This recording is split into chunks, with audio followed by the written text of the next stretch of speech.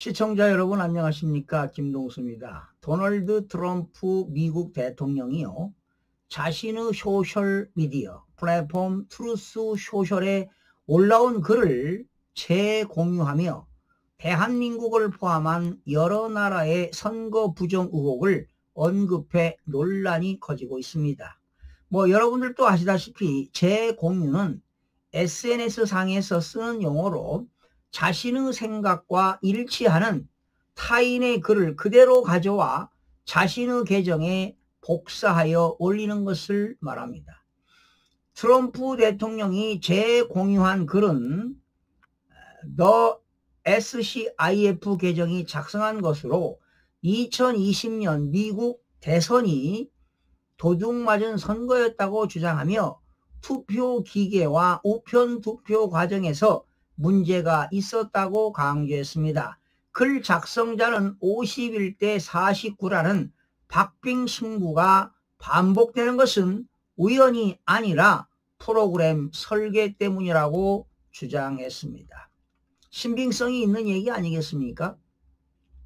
우리나라에서 지난 21대 국회의원 선거, 대통령 선거, 22대 국회의원 선거, 또 이번 6.3 대선, 교육감 선거, 지방의회 의원 선거에서 사전투표에서는 전국적으로 63대 37, 62대 38, 지역마다 다르긴 합니다만 64대 36, 이런 거는요 이렇게 나올 수가 없습니다.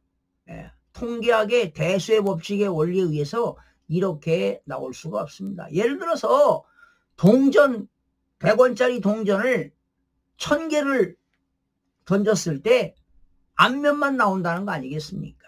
이건 있을 수가 없습니다. 이거는 사전 전자 개표를 완전히 조작해서 사전 선거 프로그램을 조작한 것이라고 보는 겁니다. 자, 특히 미국 납세자의 자금이 해외 선거의 운영에 사용되고 있다며 캐나다, 브라질, 호주, 대한민국, 콩고 등 100여 개국을 사례로 언급했습니다.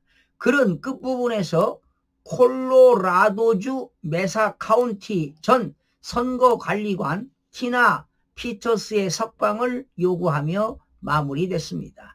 피터스는 선거 장비 데이터 무단 접근 혐의로 기소돼 지난 2023년 유죄 판결을 받고 9년형을 선고받은 인물입니다. 티나 피터스는 부정선거 의혹을 주장하는 측에서는 선거 부정의 내부 고발자라고 믿고 있습니다. 지지자들은 그녀가 부당하게 처벌받았다고 보고 있으며 결국 트럼프 대통령도 같은 생각을 하고 있다는 것으로 보입니다.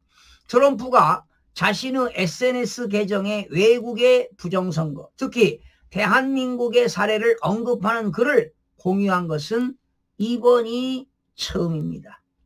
여기에 대해 최근에는 미국의 베네수엘라 공습 목적이 마약 카르텔 척결뿐만 아니라 베네수엘라의 부정선거 카르텔을 분쇄하려는 데에도 있다는 주장이 제기되고 있습니다. 동시에 현재 치러지고 있는 온두라스 선거에서 여론조사와 확연히 다른 결과가 나타나고 있어 다양한 해석이 제기되고 있는 상황입니다. 트럼프의 이번 재공유는 트루스 소셜 내에서 수천 건의 좋아요와 리트루스를 기록하며 빠르게 확산되고 있습니다. 미국 내에서는 선거 신뢰성 논란이 다시 불거지고 있으며 대한민국을 비롯한 여러 국가가 직접 언급된 점은 국제적인 파장을 일으킬 것으로 보입니다. 여러분, 지난해 12월 3일 날 윤석열 대통령이 비상계엄을 한 것은 무슨 이유 때문이라고 보십니까?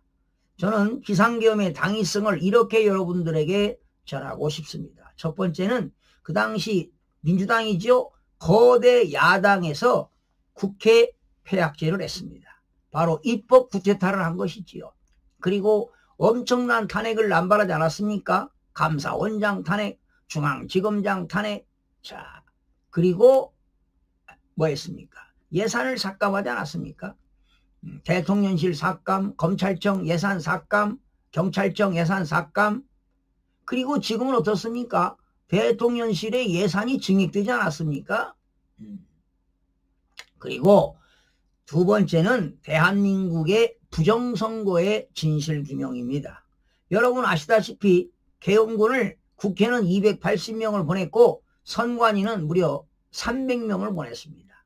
바로 부정선거 진실을 규명하고 더불어 대한민국에 안목하고 있는 반국가 세력을 척결하기 위해서 비상계엄을 한 겁니다. 이런 당위성을 국민들이 알아야 할 것입니다.